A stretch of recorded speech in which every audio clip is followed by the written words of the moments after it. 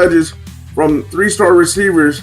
Those are Devin Rossi, the number 71 overall prospect, and then the number 7 receiver, Justin Williams, and the number 156 overall prospect, and the number 23 receiver, Marquise Daniels, and the number 218 overall prospect, and the number 37 receiver. Moreover, Williams has been vocal about keeping the class intact ahead of National Signing Day. Just getting everybody together, locking in. Everybody knows the plan. We're staying Gators, he told Gators SI last week.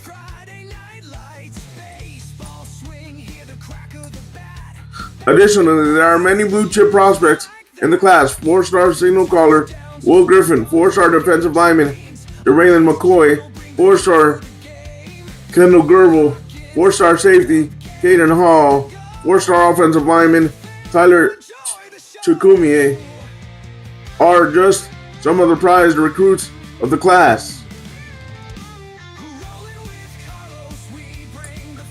Oops.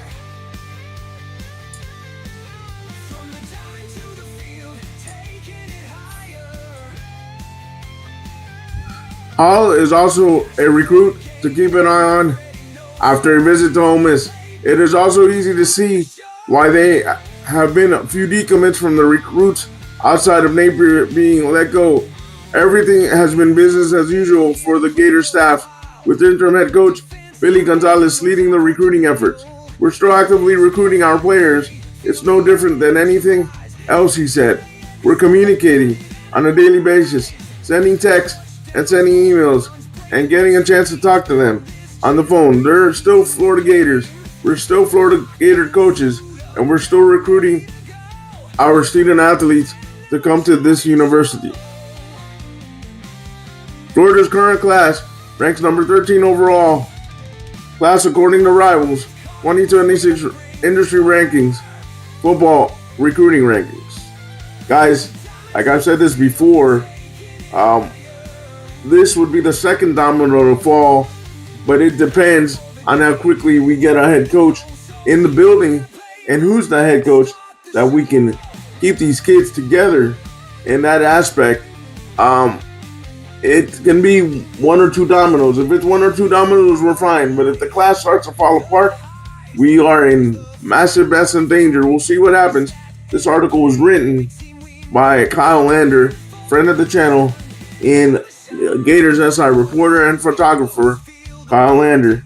And like always, guys, we are starting to put these episodes up on podcast platforms. So if you don't catch them on YouTube, don't forget to hit the like and share and subscribe on YouTube. But if you don't catch them on YouTube, you can eventually hear them on all podcast platforms. We'll see what happens. If Kiffin's coming to town, I believe most of the 2026 class will stay intact, depending on what he tells the recruits, obviously. But I think he can keep them intact. If it's Durkowitz, he can possibly keep them intact.